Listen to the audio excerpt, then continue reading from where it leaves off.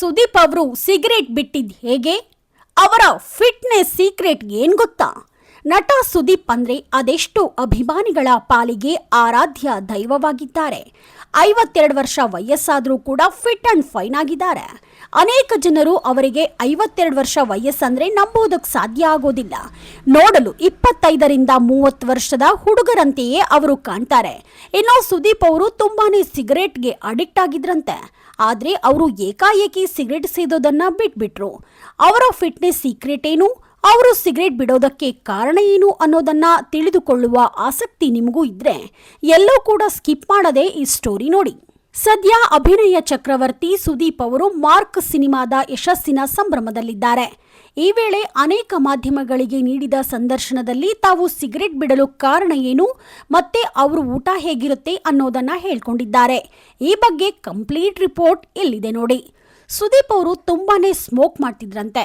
ಅವರು foreign cigarette ಸೇದೋ ಅಭ್ಯಾಸ ಹೊಂದಿದ್ರು. ಯಾವುದೋ ಒಂದು ಸಿನಿಮಾದ ಶೂಟಿಂಗ್ ವೇಳೆ ಕೇವಲ ಅವರ ಪ್ಯಾಕ್ನಲ್ಲಿ 4 ಸಿಗರೇಟ್ ಇತ್ತಂತೆ. ಮತ್ತೆ ಒಬ್ಬರು ಬೇರೆಯವ್ರ ಹತ್ರ ಇಸ್ಕೊಂಡು ಸಿಗರೇಟ್ ಸೇದಿದ್ರಂತೆ. ಆದರೆ ಅವರಿಗೆ ಎಷ್ಟೇ ಸಿಗರೇಟ್ ಸೇದಿದ್ರು ಮತ್ತೆ ಮತ್ತೆ ಸೇದಬೇಕು ಅನಿಸ್ತಿತ್ತಂತೆ.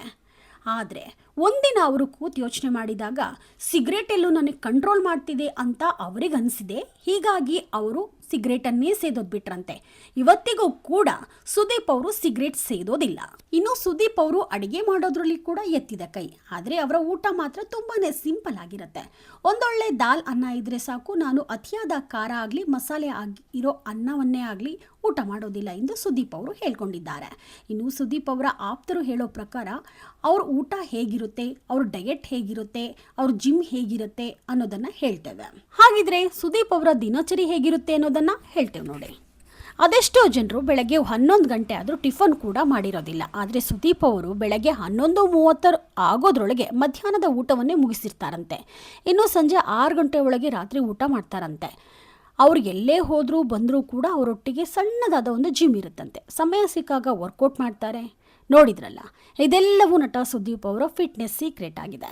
ನೀವಿನ್ನೂ the news peg YouTube channel subscribe ಆಗಿಲ್ಲ ಅಂದರೆ ಕೂಡಲೇ ಸಬ್ಸ್ಕ್ರೈಬ್ ಆಗಿ. ಲೇಟೆಸ್ಟ್ ಆಗೋ ಅಪ್ಡೇಟ್ ಸುದ್ದಿಗಾಗಿ ನೋಡ್ತಾ ಇರಿ the news peg YouTube channel. Roopa Vishwas, the news peg, Davanagere.